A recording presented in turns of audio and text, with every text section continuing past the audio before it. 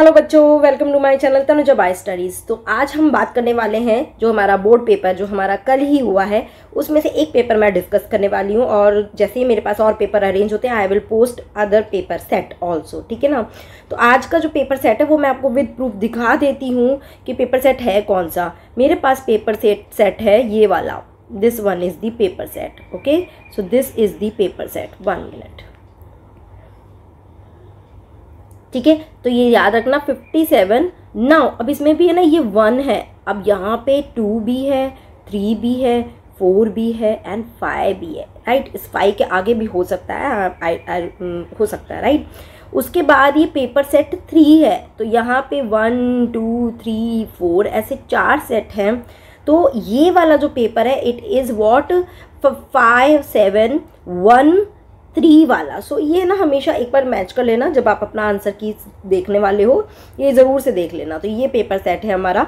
चलिए शुरू करते हैं सेक्शन ए के साथ यहाँ पे कि क्या क्या और कैसा question. Let me tell you, बहुत ही इजी क्वेश्चन आया है। एंड एक और चीज़ मैं इस वीडियो में साथ साथ आपको प्रूफ देने वाली हूँ कि जो बच्चों को ये गलत फहमी है कि बोर्ड के लिए या नीट के लिए हमें एनसीईआरटी के बाहर भी पढ़ने की ज़रूरत है, तो मैं आपको ये बता रही हूँ, एक भी वर्ड, ट्रस्ट मी बच्चों, एक भी वर्ड आपको बाहर पढ़ने की बिल्कुल ज़रूरत नहीं है। अगर आपने एनसीईआरटी बहुत अच्छे से कर लिया ना, आपका बोर्ड का पेपर कोई नहीं, मतलब बिल्कुल ख़राब नहीं जाएगा, बहुत अच्छा जाएगा आपका बोर्ड का पेपर एज वेल एज आपका नीट, ठीक है। So NCERT is must and only NCERT is required. Please don't go for any kind of book that I am suggesting you. चलिए एक दो चीज़ें भी दिखाऊंगी ताकि आपको विश्वास हो जाए कि इवन बोर्ड भी जो है वो टोटली एनसीईआरटी से आता है। चलिए, तो यहाँ पे एक वेन डायग्राम दिया है पहले का, मैं शॉर्ट में लूँगी, डायरेक्ट आंसर बताऊंगी, ज़्यादा टाइम नहीं लूँगी, थोड़ा बहुत एक्सप्लेनेशन हम देखेंगे। तो select the option which correctly examples P Q R. तो देखिए पी जो है वो डाइकोटिलीडोनस है, ठीक है। तो हमें पता है कि बीन और जो पी है वो डाइकॉट होते हैं, कैस्टर एंड कोकोनट ये मोनोकॉट होते हैं, तो ये ऑप्शन नहीं हो सकता है। बट उसमें आगे वो बोल रहा है कि क्यू जो है वो डाइकॉट भी है और एंडोस्पर्मिक। तो हमने पढ़ा है कि castor, sorry I am so sorry, castor जो है वो डाइकॉट है, it is dicot, sorry, monocot coconut है, right. But castor is an example जहाँ पे क्या होता है, एंडोस्पर्मिक होता है, यानी कि इसमें एंडोस्पर्म होता है, अदरवाइज डाइकॉट में एंडोस्पर्म नहीं होता है, मोनोकॉट में ही एंडोस्पर्म होता है। तो कोकोनट में आपको पानी मिलता है, दैट इज एंडोस्पर्म। फिर बोल रहा है कि मोनोकॉट आर जो एंडोस्पर्मिक भी है, तो मेज जो है उसमें हम एंडोस्पर्म बहुत अच्छे से देखते हैं, और हमने अभी बोला कि मोनोकॉट में एंडोस्पर्म, तो राइट आंसर इज बी, ठीक है। आगे बात करते हैं, this type of bond represented by the dotted line. तो ये वाला बॉन्ड कौन सा है? ये वाला बॉन्ड तो हमें बहुत अच्छे से पता है, फॉस्फोडाइस्टर बॉन्ड है, and this bond is glycosidic linkage और ग्लाइकोसिडिक बॉन्ड, तो this is an glycosidic linkage. ये बहुत बार क्वेश्चन आया भी हुआ है, ठीक है ना। Now lactobacillus that sets milk into curd is categorise as. तो देखिए मिल्क जो है उसको कर्ड में कन्वर्ट कर रहा है, तो उसके अंदर जो भी केसीन है, प्रोटीन है, उसको लैक्टिक एसिड में, यानी कि केमिकली ये चेंज कर रहा है, तो that's why it comes under chemosynthetic bacteria. जिस बच्चे ने भी अटेम्प्ट किया है अभी तक तो करेक्ट किया है, right. Now which one of the following transgenic animal is being used to test the safety of polio vaccine? अगर आप इसको भी एनसीईआरटी में देखेंगे, okay let me show you, मैं आपको दिखाती हूँ, इसका शायद मेरे पास प्रूफ अभी इस वक्त मिल जाएगा। देखिए यहाँ पे एज इट इज़ लिखा हुआ है वैक्सीन सेफ्टी में, देखिए यहाँ पे जाइए तो यहाँ पे लिखा हुआ है transgenic mice are being used to test the safety of polio vaccine. मिला, मैं आपको क्या प्रूफ दिखा रही हूँ कि मतलब एज इट इज़ आपको मिलता है बच्चों, एज इट इज़ होता है। तो इसलिए थोड़ा सा इस चीज़ पे नोटिस करिए कि एनसीईआरटी ही पढ़िए। तो right answer is mice. The scientists who propose that embryos of all vertebrates, include human, develop a row of vestigial gill slits behind the head, but it is the functional organ only in fish. तो ये एक बात बता रहा है, and replaced by the lungs, कि मतलब हम जो है वो फिशेस से अराइव हुए हैं। तो एक हमने स्टेटमेंट पढ़ा था, ऑन्टोजेनी रिकैपिटुलेट्स दी फाइलोजेनी। तो यहाँ किसने दिया था? ये हैकर लॉस के नाम से हम जाते हैं, Ernest Haeckel. Which one of the following hormone is secreted by the human placenta that help in maintenance of pregnancy? Relaxing, ovary, oxytocin, pituitary gland, human placenta, lactogen। ये रिलीज करता है placenta, but ये pregnancy को maintain करने में help नहीं करता। Pregnancy को मेंटेन करने में करता है एचसीजी, और एक दूसरा करता है दैट इज प्रोजेस्टेरॉन। ठीक है, तो यहाँ पे प्रोजेस्टेरॉन तो नहीं दे रखा है, तो HCG करेंगे। Now during an allergic reaction the binding of antigen to IgE initiate the release of, तो एलर्जिक रिस्पॉन्स में IgE रिस्पॉन्सिबल होता है और उसमें एक्चुअली क्या रिलीज होता है, हिस्टामिन रिलीज होता है, ठीक है। ना सेलेक्ट द इनकरेक्ट, अब ये यहाँ बच्चे ने रॉन्ग कर दिया है, उसने इसको पढ़ लिया करेक्ट, जबकि वो बोल रहा है कि इनकरेक्ट मैच कौन सा है, ठीक है ना। अगर मैं नीचे से चलूँ तो 44 + XY नॉर्मल मेल है, बिल्कुल राइट है। 44 + XO यानी कि एक कम हो गया, टर्नर सिंड्रोम हो गया, तो ऑब्वियसली फीमेल है, बट अब उसका फीमेल कैरेक्टर कम हो गया, वो स्टेराइल हो गई, ओवरी रूडिमेंट्री हो गई, ठीक है। देन उसके बाद आ जाते हैं 44 + XSY लाइनफेल्टर सिंड्रोम, तो ओवरऑल फेमिनिन डेवलपमेंट हो गया, ये भी करेक्ट है ना। 45 + XS ब्रॉड पाम, मतलब कि क्या इसके 21st क्रोमोसोम पे क्या हो गया, ट्राइसोमी हो गई, तो ऑब्वियसली अगर हम पूरा देखेंगे तो टोटल 47 क्रोमोसोम हो गए, ठीक है। ब्रॉड पाम, फिर कैरेक्टरिस्टिक्स पाम क्रीजेज, यानी कि क्या हो गया, डाउन सिंड्रोम। यहाँ तक तो करेक्ट है, बट यहाँ पे ये ज़रूरी नहीं है मेंशन करना कि XX है, क्योंकि ये जो ट्राइसोमी हो रही है वो ऑटोसोम्स पे हो रही है, सेक्स क्रोमोसोम पे नहीं होती है, तो वी कैन नॉट मेंशन कि ये सिर्फ गर्ल में ही होगी, ये बॉय और गर्ल किसी में भी हो सकती है, तो this is the wrong and actually this is the answer. तो restriction endonuclease hint to always cut DNA molecule at a particular point by recognize the specific sequence of 6 base pair as it is line आपकी biotechnology में, you will get it right। the periodic abstinence for आपका pulp for family planning, मतलब कि किस वाले time में हमें we should not have the intercourse so that कि हम कंसीव होने से बच सके, तो it is day 10 to 17, क्योंकि इस वाली फेज में ओवुलेशन होता है। Again, which one of the following bacteria were used by the Stanley Cohen and Herbert Boyer to accomplish the construction of first? अब हो सकता है कुछ बच्चों ने E. coli ले लिया, क्योंकि E. coli जनरली यूज़ किया जाता, बट नहीं, इन दोनों ने Salmonella typhimurium को ही यूज़ किया था। The organism that occupies more than one trophic level in a pond system, क्या लगता है, फ्रॉग है? नहीं, ये रॉन्ग हो गया, फ्रॉग नहीं बेटा, फ्रॉग तो हर मतलब कि कार्निवोर्स कैटेगरी में ही आएगा हमेशा, और प्राइमरी कार्निवोर में ही आएगा, बट जो फिश है, अगर मैं फाइटोप्लैंक्टन बोलूँ तो प्रोड्यूसर कैटेगरी है, जू प्लैंक्टन बोलूँ तो हर्बीवोर्स कैटेगरी है, बट फिश जो है, तो स्मॉल फिश जो है वो प्राइमरी कार्निवोर में आ सकती है, और जो बिग फिश है वो सेकेंडरी कार्निवोर में, तो एक से ज़्यादा ये लेवल को ऑक्यूपाई कर रही है, that's why fish is the right answer. अब ये आ जाते हैं very very important for NEET aspect also, मैं मेंशन करूँगी कि नीट के बच्चों को भी ये बोर्ड पेपर एनालिसिस ज़रूर से देखना चाहिए, ये इनके लिए भी बहुत ज़्यादा इंपॉर्टेंट है ना, तो ये चीज़ ज़रूर से ध्यान में रखना। चलिए आते हैं, तो क्या बोल रहा है पहला, Indian government has set up an organisation known as GEAC to decide the validity of GM research, बिल्कुल सही है। Genetic modification of organism has no effect when such organism are introduce in the ecosystem, इसका भी मैं आपको थोड़ा सा proof दिखाना चाहूँगी, क्या एज इट इज़ है ये लाइन, तो यहीं पर ही मैं दोबारा आपको बताना चाहूँगी। देखिए क्या बोल रहा है यहाँ पे, genetic modification of organism can have unpredictable results when such organism are introduced in the ecosystem, वो बोल रहा है unpredictable है, बट यहाँ पे वो क्या कह रहा है, ये कह रहा है कि कोई इफेक्ट नहीं हो रहा है, तो समझ में आई, एज इट इज़ हो गया, यानी कि यहाँ पे क्या हो जाएगा, आंसर सी हो जाएगा। ना gene flow increases genetic variation, बिल्कुल सही है कि कुछ मतलब ऑर्गेनिज्म यहाँ से बाहर चले गए या बाहर से कुछ ऑर्गेनिज्म यहाँ हो गए, यानी कि माइग्रेशन हो गया, तो जीन फ्लो हो रहा है, उसकी वजह से वेरिएशन क्रिएट हो रहा है। The random introduction of new allele into the recipient population and their removal from the donor, मतलब कि कहीं से जो आया तो मेरे पास आया, बट जहाँ से आया वहाँ पर से वो कम हो गया, तो ये क्या है, ये क्या कर रहा है, एलेलिक फ्रीक्वेंसी को अफेक्ट कर रहा है, बिल्कुल सही है। और ये ऊपर वाले असर्शन को एक्सप्लेन भी कर रहा है कि yes that's why it create the genetic variation, so ये आ जाएगा ए, ठीक है। The law of our country permits legal adoption and it is yet one of the best method for childless couple looking for parenthood, बिल्कुल सही है, yes.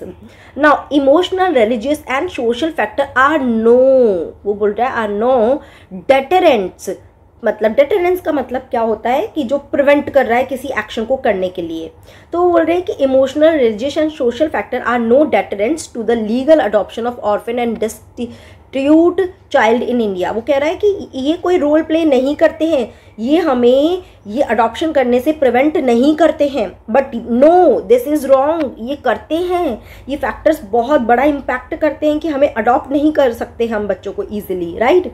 तो ये सही है, मतलब कि ये रॉन्ग है स्टेटमेंट, तो ऑप्शन हमारा सी आ जाएगा। Now Agrobacter tumefaciens is a pathogen of several monocot plant. This is wrong। यहाँ पे बराबर आपकी NCERT में प्रॉपर लिखा हुआ है as it is लाइन में कि ये किस में होता है, it is in dicot, ठीक है। Now it is able to deliver a piece of DNA known as tDNA to transform normal plant cell into tumor। बिल्कुल सही है, tDNA जो है वो ट्यूमर कॉज करने के लिए होता है, तो ये आ जाएगा आपका डी, है ना, डी आ जाएगा, राइट, फॉल्स है, ठीक है। आया समझ में आया कि क्यों हमें एनसीईआरटी ही पढ़ने की ज़रूरत है। चलिए अब सेक्शन बी को ले लेते हैं। मैं एनसीईआरटी नीट बच्चों को बोलूँगी प्लीज़ आप यहाँ भी बने रहिए, लास्ट तक इसको भी देखिए, ये भी आपको कहीं ना कहीं हेल्प करेगा। So study the diagram of a pyramid of biomass given below, name the 2 standing crop that could be occupying level A and B in it, है ना। Name this type of pyramid, तो ध्यान रखिए यहाँ पे ये वाला तो करेगा, it is occupied by the phytoplankton and it is occupied by the zooplankton, ठीक है ना बच्चों। और ये कैसा पिरामिड हो गया, हम यहाँ पे लिखेंगे it is the inverted pyramid, या आप इसके साथ ही अगर ये भी लिख रहे हैं कि this is the inverted pyramid of biomass, आप पूरा ऐसा आंसर लिख सकते हैं ना। तो एक तो ये आपका आंसर हो गया, इन्वर्टेड पिरामिड ऑफ बायोमास। अब वो बोल रहा है यहाँ कौन सा इकोसिस्टम में मिल रहा है, तो it is found in the aquatic ecosystem, it is found in the aquatic ecosystem, ये आंसर हो गया, ये इन्वर्टेड होता है, ठीक है। आगे बात करते हैं, चलिए नेक्स्ट हमारा आ जाता है विच इज़ दी, हाँ एक मिनट, 17 क्वेश्चन नंबर ये था ना, okay. Now given below is an illustration of experiment perform by Louis Pasteur. Louis Pasteur ने एक एक्सपेरिमेंट परफॉर्म किया, हमने बहुत अच्छे से ये सब पढ़ा है, तो इसको हम एच शेप, ये एक उसने फ्लास्क लिया जिसको हम श्वान शेप भी बोलते हैं, ठीक है ना, स्वान की नेक के जैसा ये, तो उसमें उसने क्या बोल रहा है, एक्सप्लेन द एक्सपेरिमेंट। तो उस वाले एक्सपेरिमेंट में उसने बोला कि ये अगर इस तरह से हम उसको ग्रो कराएंगे तो यहाँ पे जो जर्म्स है वो यहाँ आके यहीं पर ही अटक जाते हैं, right. So they are not able to come inside the broth and can not develop into maggots and can not lay the eggs or can not grow its generation, but when we cut down this neck the in the broth these germs can enter easily and we will get the maggots, है ना। ये तो experiment था। अब conclusion क्या था कि Louis Pasteur ने किसको डिसअप्रूव किया, ही डिसअप्रूव दी बायोजेनेसिस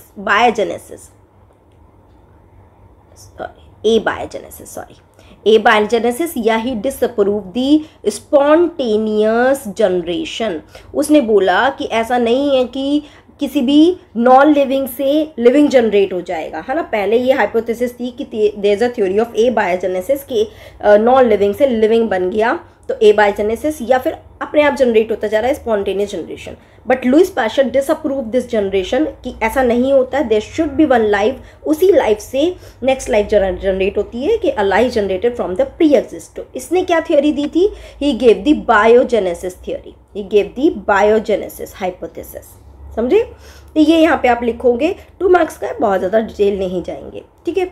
अब यहाँ पे ABCD फिल करने को बोल रहा है, तो pericarp part of the plant it represent, है ना। इसने ये नहीं बोला है कि किससे बन रहा है, ये किसको रिप्रेजेंट कर रहा है, तो it is representing the fruit wall, it is representing the fruit wall. जो ओवरी की वॉल है वही फ्रूट वॉल में कन्वर्ट होती है। नेक्स्ट है कॉटिलिडोन सीड ऑफ ग्रास, यानी कि मोनोकॉट में कॉटिलिडोन को हम क्या बोलते हैं, वी कॉल्ड इट स्क्यूटेलम, पता है।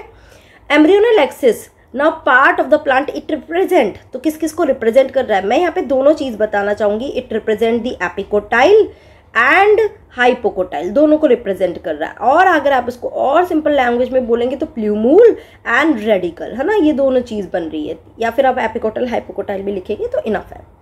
Now remains of nucellus in a seed, क्या बोलते हैं हम इसको, वी कॉल्ड इट पेरिस्पर्म, जैसे कि ब्लैक पेपर में हमें देखने को मिलता है, ठीक है। चले आगे। नाउ नेक्स्ट 20 क्वेश्चन जो है उसमें ऑप्शन है, different variety of cheese are known by their characteristics, texture, flavour, taste. The specificity coming from the microbes use support this statement with the help of 2 suitable example. तो देखिए 2 तरह का चीज़ हमने यहाँ पे बात करी थी। One is the Swiss cheese which is gate by the किससे, प्रोपियोनी बैक्टीरियम शर्मानी। और इसमें आप देखेंगे कि इसमें बहुत बड़े बड़े बड़े होल दिखते हैं। टॉम एंड जेरी का कार्टून देखते हैं, वहाँ पे वो बड़ा सा चीज़ दिखाते हैं, उसमें big big big big hole, तो इट्स एक्चुअली स्विस चीज़। और एक और चीज़ यहाँ पे मिलता है, दैट इज़ रॉकफोर्टाई चीज़, जो मिलता है हमें पेनिसिलियम रॉकफोर्टाई, पेनिसिलियम रॉकफोर्टाई, है ना। तो हमको ये दोनों लिखना पड़ेगा, ये भी लिख देंगे ना तो भी मार्क्स मिल जाएंगे, ट्रस्ट मी। सो ABCD फिल करना है। पेपेवर सोमनीफेरम, इससे क्या ड्रग हमें मिलती है, तो वी गेट दी हेरोइन। अब उसमें आगे डिपेंड करता है कि उससे एसिटाइलेशन हो रहा है तो मॉर्फिन बन रहा है, या फिर हम हेरोइन को स्मैक बोल रहे हैं, राइट। कैनाबिस सटाइवा, इससे हमें क्या ड्रग मिल रही है, तो हमें अगर हम ओवरऑल बात करेंगे तो we get the cannabinoids, cannabinoids, है ना। अब अगर इसमें आपको ड्रग्स का मान लो लिखना है तो एक ब्रैकेट में आप ड्रग लिख दीजिए, चरस, गांजा, मारिजुआना, इनमें से कोई भी एक ड्रग आप यहाँ पे लिख सकते हैं। अब ये इफेक्ट क्या करता है, तो it effect on the cardiovascular, cardiovascular, है ना, हमारे कार्डियोवेस्कुलर सिस्टम पे ये अफेक्ट करता है। इथोजैलम कोका, कोकेन मिल रहा है, क्या इफेक्ट क्रिएट कर रहा है, एक तो ये हमारे जो न्यूरोट्रांसमीटर्स हैं उनमें इंटरफेयर करता है, तो पहला तो आप ये इफेक्ट बोल सकते हैं, इंटरफेयर इन न्यूरोट्रांसमीटर, न्यूरोट्रांसमीटर, है ना। और दूसरा ये क्या कर रहा है, यूफोरिया की सिचुएशन क्रिएट करता है, एक हैप्पी इमेजिनेशन, हैप्पीनेस की फीलिंग, ये सब क्रिएट कर रहा है। तो यहाँ पे ये सब फिल करना है आपको। Now write the basic steps followed in the assisted reproductive technique ART program to help childless couple, है ना। इसको हम टेस्ट ट्यूब बेबी प्रोग्राम भी क्यों बोलते हैं, तो एक सिंपल सी टेक्नोलॉजी क्या यूज़ किया जा रहा है कि विमेन से तो हमने ओवम ले लिया यानी कि एग ले लिया, और मेल से हमने स्पर्म ले लिया, और इन दोनों को हमने क्या किया, आर्टिफिशियली लैब में, हमने लैब में इनका क्या कराया, फर्टिलाइजेशन कराया, और उससे हमें जो जाइगोट मिला, इस जाइगोट को हम थोड़ा सा ग्रो होने देंगे। ग्रो होने के बाद जब ये एम्ब्रियो में कन्वर्ट हो जाएगा, फिर इस एम्ब्रियो को वापस से हम एक मदर के अंदर ट्रांसफ़र कर देते हैं, राइट। और फिर आगे उसको फर्दर 9 मंथ तक डेवलपमेंट होने देते हैं। तो because this is done in a lab, in a test tube, the fertilization takes place in a test tube, that's why this is called the test tube baby program. Got it? Simple है।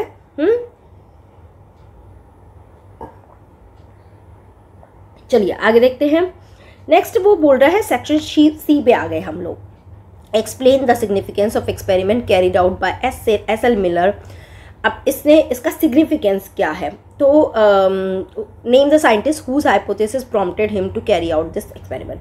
पहले तो इसने जो experiment किया था, it is called the Urey and Miller. देखिए मैं पूरा डिटेल नहीं लिख रही हूँ, बट आपको थोड़ा आइडिया आ जाएगा कि आप कितना आंसर जो लिख के आए तो आपको कितना मार्क्स मिल सकता है ना।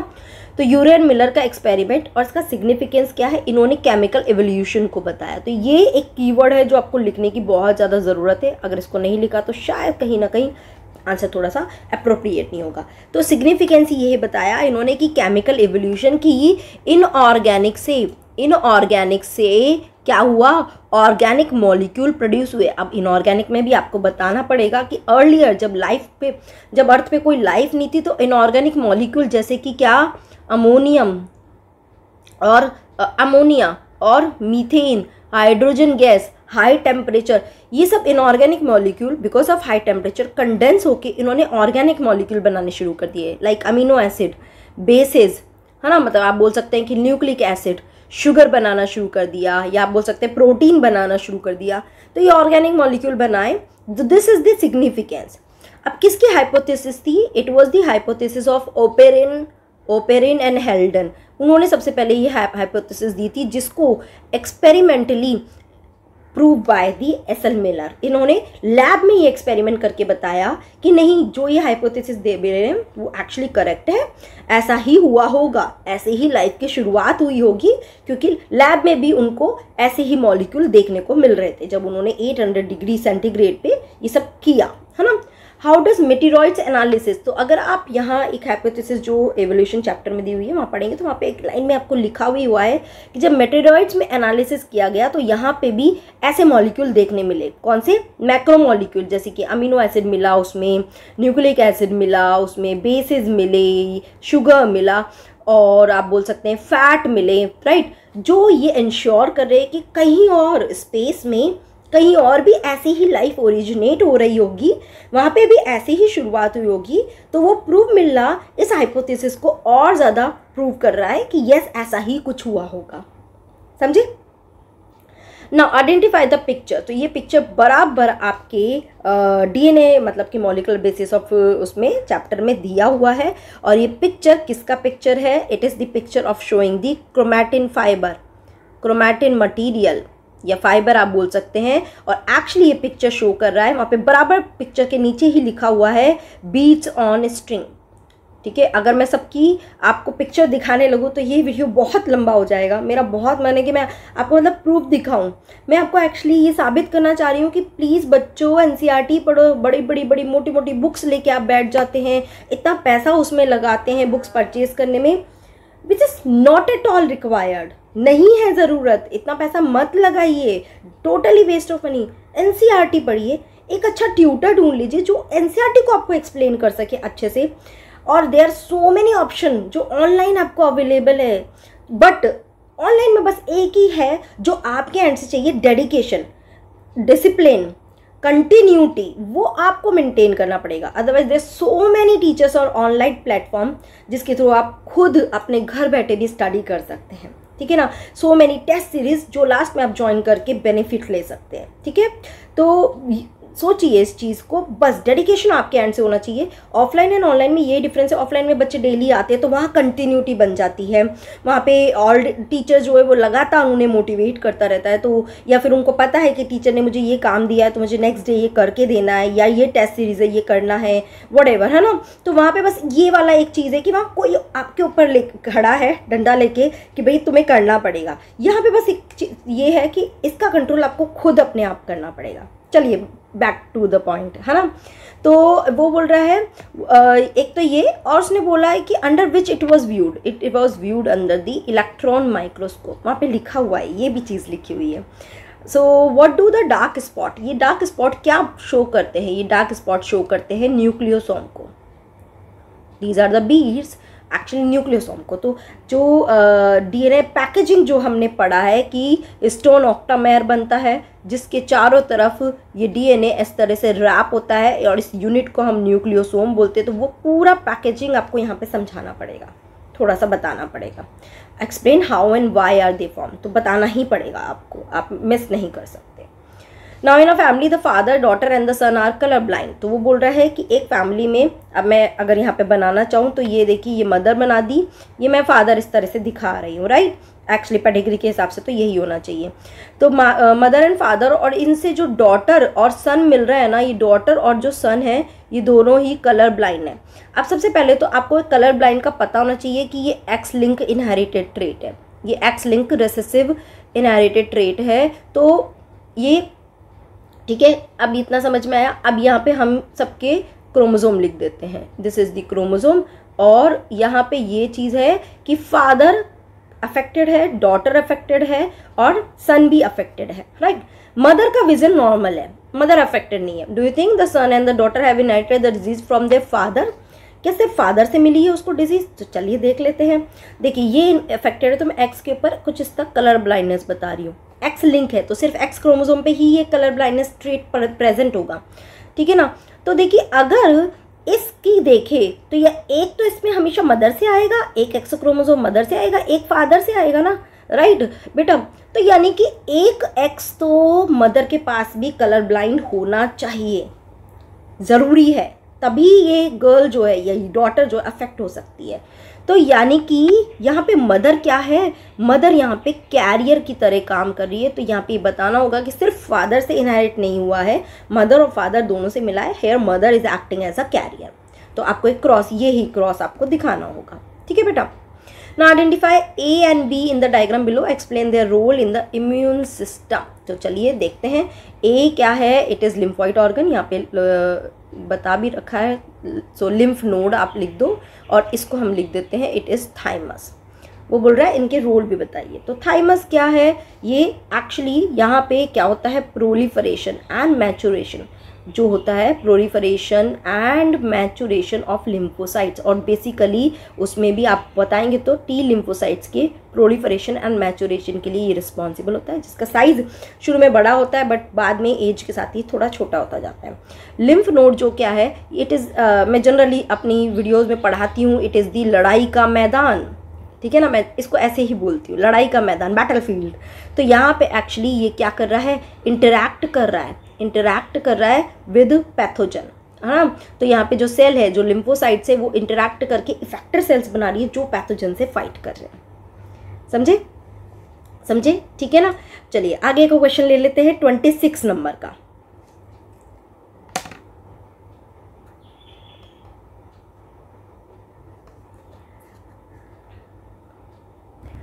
Yes. So next question क्या है? Explain how it is ensured that the orchids ophrys is pollinated by a specific species of bee. अगर आपको ध्यान हो तो यहाँ पे हमने पढ़ा था about the pseudocopulation. तो अगर आप ये वर्ड जरूर से इंक्लूड करेंगे तो you will definitely get the marks.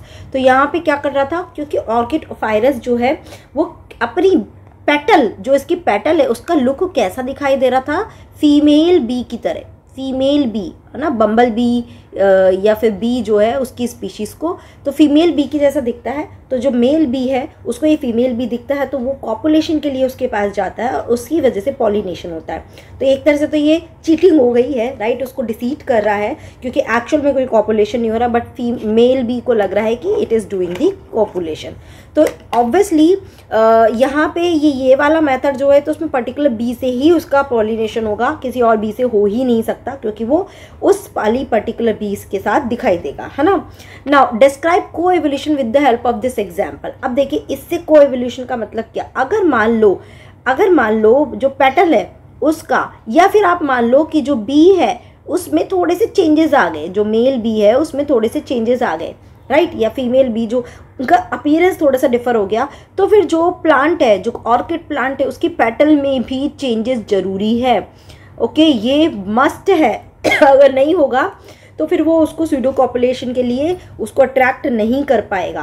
तो यानी कि अगर एक स्पीशीज़ एवोल्यूट हो रही है, चेंज हो रही है, तो दूसरी स्पीशीज़ को भी चेंज करना पड़ेगा म्यूचुअल रिलेशन के लिए, मतलब एक दूसरे को अगर बेनिफिट करना है तो दैट इज़ व्हाट द को एवोल्यूशन। समझे। Explain the 27 explain the mode of action of contraceptive pills taken by human female. तो कॉन्ट्रासेप्टिव पिल का मोड ऑफ एक्शन क्या होता है, ये क्या करता है, एक तो ये करता है इट प्रिवेंट दी ओवुलेशन। बहुत ही अच्छे लेवल के क्वेश्चंस हैं, मतलब मैं नहीं बोलूँगी इसको टफ नहीं बोलूँगी, अगर पढ़ा है अच्छे से तो definitely it is quite easy.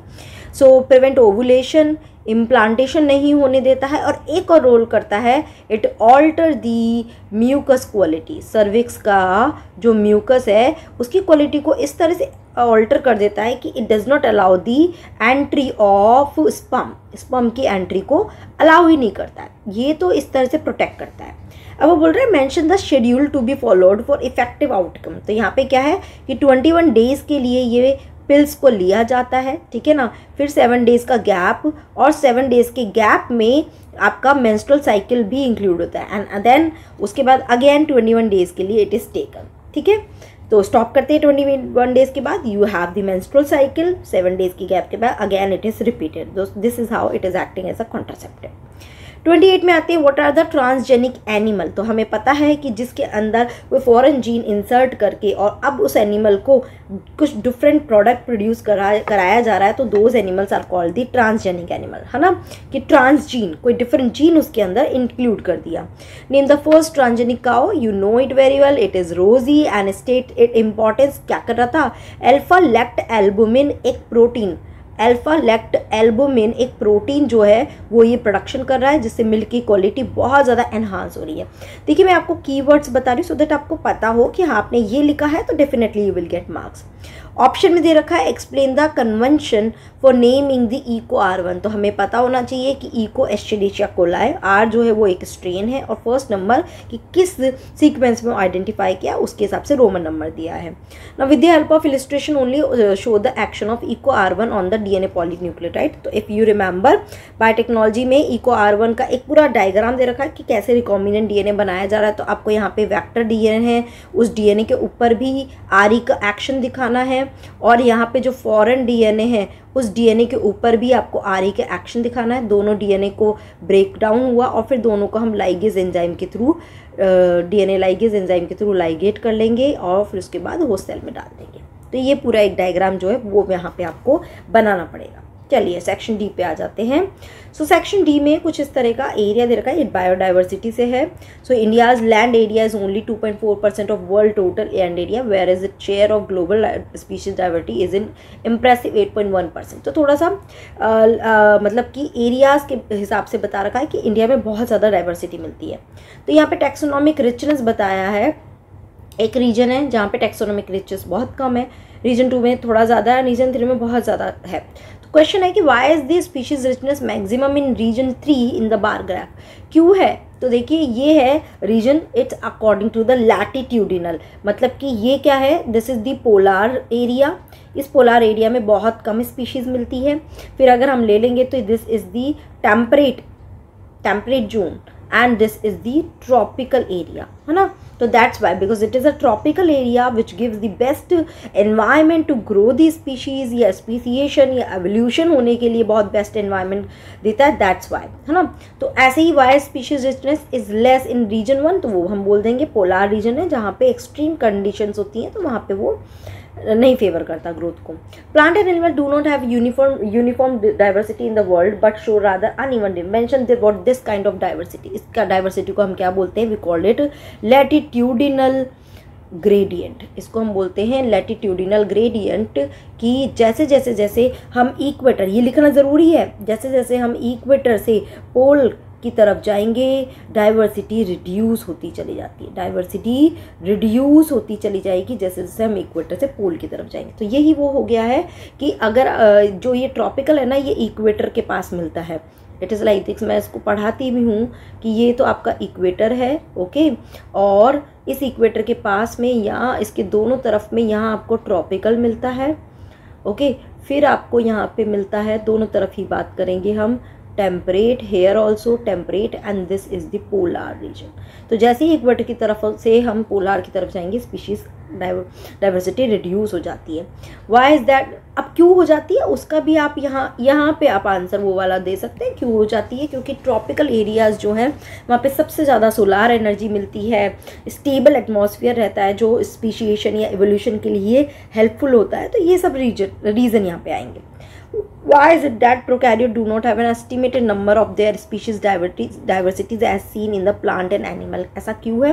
क्योंकि प्रोकैरियोट्स को अगर हम एक कन्वेंशनल मेथड के थ्रू अगर इनको आइडेंटिफिकेशन करें तो हर species not able to culture, मतलब कि हर स्पीशीज़ को हम कल्चर नहीं कर सकते, यानी कि ग्रो नहीं करा सकते हैं, ठीक है। अब ग्रो ही नहीं होगी तो हम उस चीज़ को आइडेंटिफाई नहीं करते, हर स्पीशीज़ ग्रो नहीं कर सकती। बट अगर हम इसको माइक्रोबियल लेवल पे देते, मतलब कि मॉलिकुलर लेवल पे देखें तो हम इनको आइडेंटिफाई कर सकते हैं, तो हमें मिलियन ऑफ स्पीशीज़ मिल जाएगी।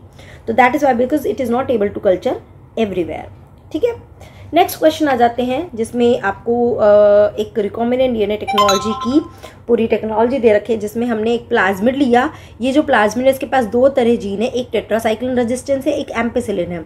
अब इस प्लाज्मिड में हमने रिकॉम्बिनेंट डीएनए डाल दिया, कहाँ वाली साइट में डाल दिया हमने, टेट्रासाइक्लिन वाली साइट पे एक बाहर से डीएनए हमने डाल दिया। और मैंने आपको बहुत बार बताया कि एक अगर रोड है और उसके बीच में मैं कुछ और चीज़ डाल दूँ तो ये रोड ब्रेक हो गया, इसकी कंटिन्यूटी ब्रेक हो गई। ऐसे ही ये पूरा टेट्रासाइक्लिन ब्रेक हो गया, अब ये टेट्रासाइक्लिन के अगेंस्ट काम नहीं कर पाएगा, है ना।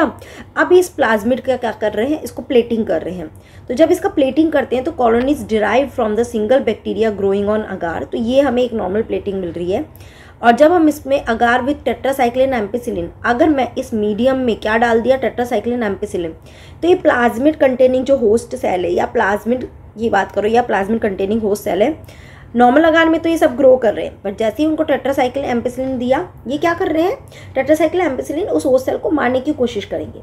बट जिस होस्ट सेल के अंदर ये प्लाज्मिड आ गया, उसके पास टेट्रासाइक्लिन एम्पिसिलिन रेजिस्टेंस एक्टिविटी भी आ गई, है ना भाई। मेरे अंदर कोई एक शक्ति वाली चीज़ आ गई तो मेरे पास एनर्जी हो जाएगी, मेरे पास भी शक्ति आ जाएगी। मैं होस्ट सेल हूँ, प्लाज्मिड बाहर से मेरे अंदर आ गया, तो प्लाज्मिड में जो जो स्पेशलिटी है वो मुझ में भी आ गई।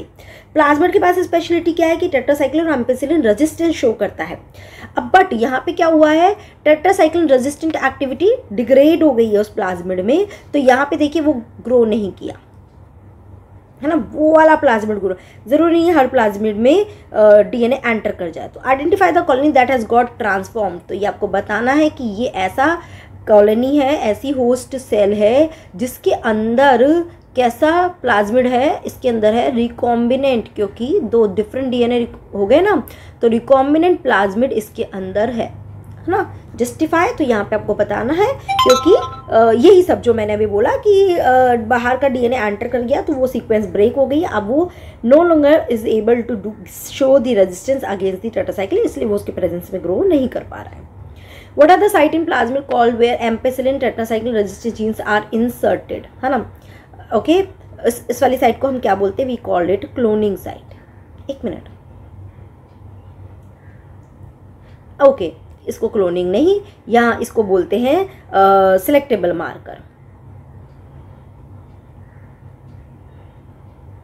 Selectable marker state their role, ये हेल्प करते हैं हमको ट्रांसफॉर्मेंट एंड नॉन ट्रांसफॉर्मेंट के बीच में डिस्क्रिमिनेट करने में, ठीक है ना। Now name 2 enzyme playing an important role in genetic engineering, एक तो आरई हो गया और दूसरा हो गया DNA ligase. State the role of beta galactosidase insertional inactivation में, तो beta galactosidase it gives the blue colour in presence of its substrate, it gives blue colour, but when a foreign DNA inserted into this sequence, this beta galactosidase it become inactivated. This is called insertion and inactivation, because due to the insertion of a foreign DNA at its site, this is no longer able to do its function. Okay, now it is not able to produce the blue color, it gives the white color colony. So this is the role which help in us to discriminate between the transformant and non-transformant. पूरा बताना पड़ेगा आपको, भले ही यहाँ पे 1 number लिखा हुआ है, थोड़ा सा या तो आप थोड़ा एक्सप्लेन कर दोगे तो मुझे लगा बेटर रहेगा, बाकी आप डायरेक्ट भी बता सकते हो, help to discriminate between transformant and non transformant, ठीक है। चलिए सेक्शन ई में आते हैं, 5-7 मिनट और लगेगी, फटाफट कर लेते हैं।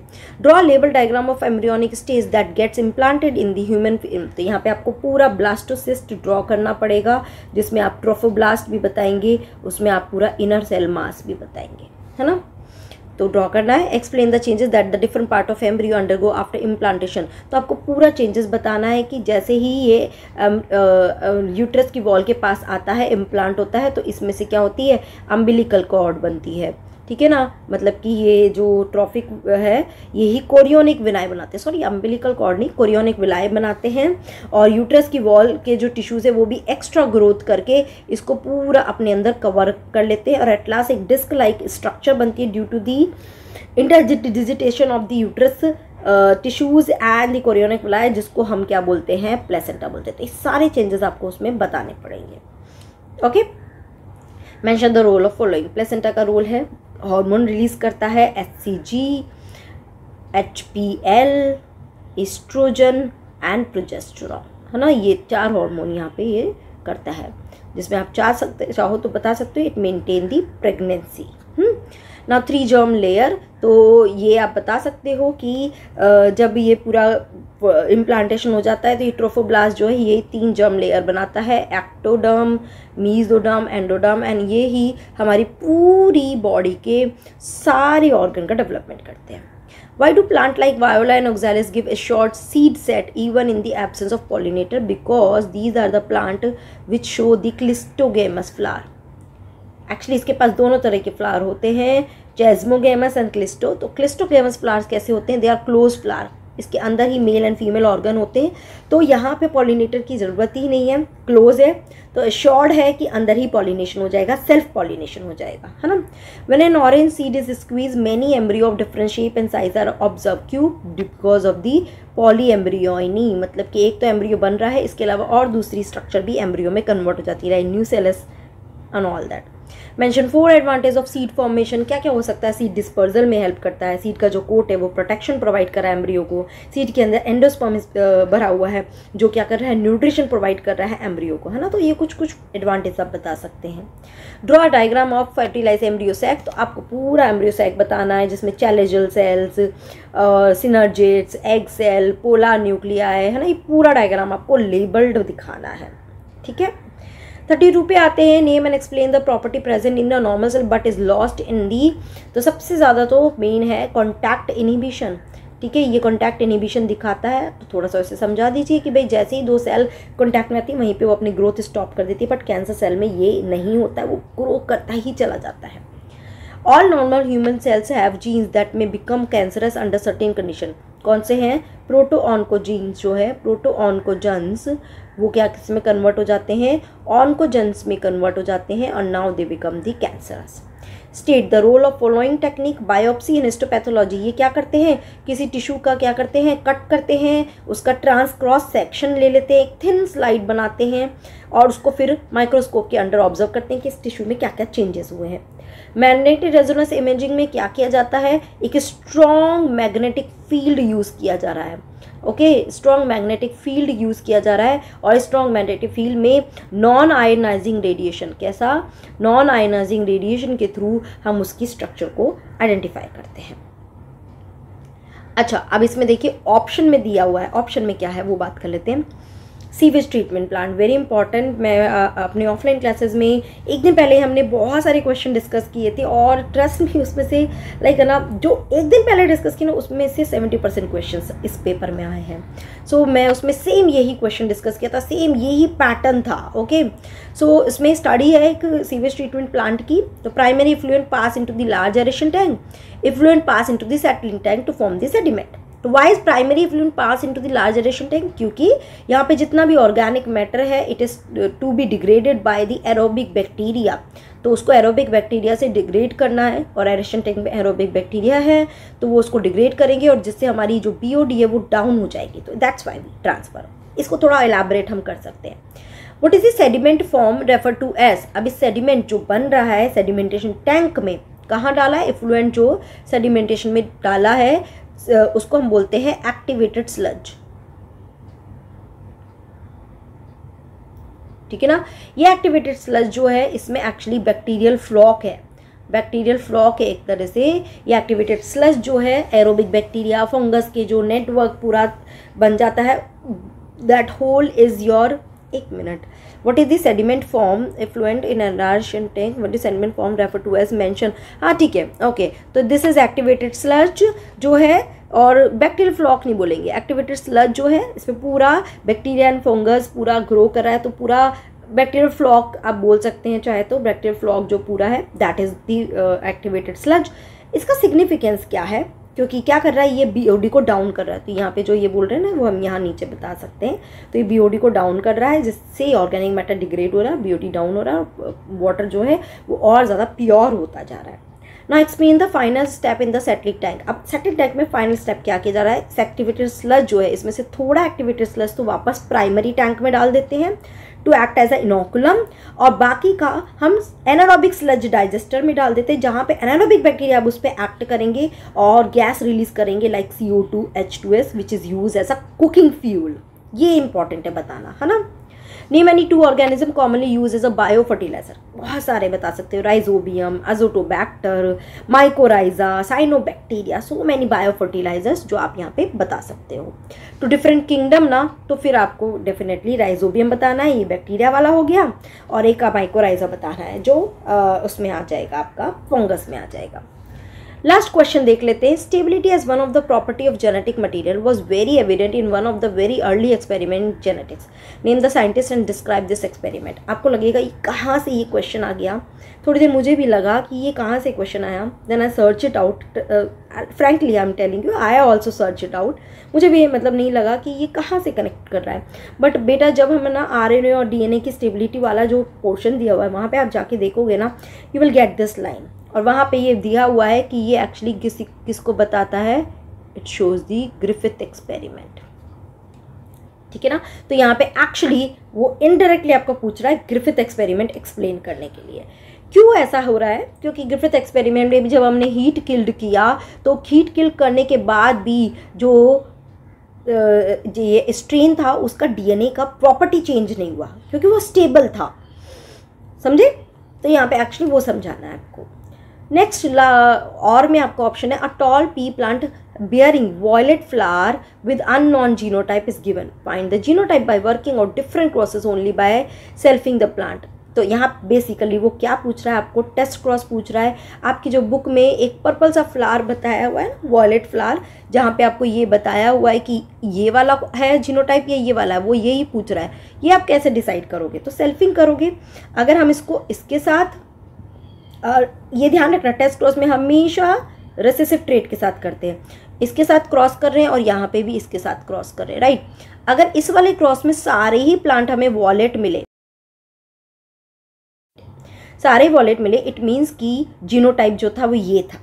बट अगर हमें यहाँ पर 50% तो वॉयलेट मिले और 50% वाइट मिले, इट मीन्स कि जीनोटाइप दिस वन हेट्रोजाइगस था.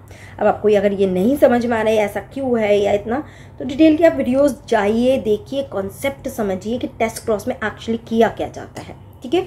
सो मेरी तरफ से मैंने ये सॉल्व करके दिया है आपको. कमिंग डेज में मैं आपको set 1 and set 1 more few sets more जो है उन्हें भी सॉल्व करके बताऊंगी. कोशिश रहेगी मैं ऑलमोस्ट सब कवर कर लूँ. थोड़ा सा वेट करिए. ठीक है.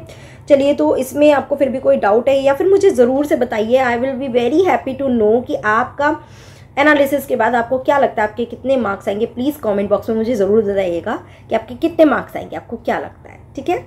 चलिए, अब नीट के लिए कमर कस लीजिए, पढ़ाई करिए. Okay, bye bye, take care बच्चों.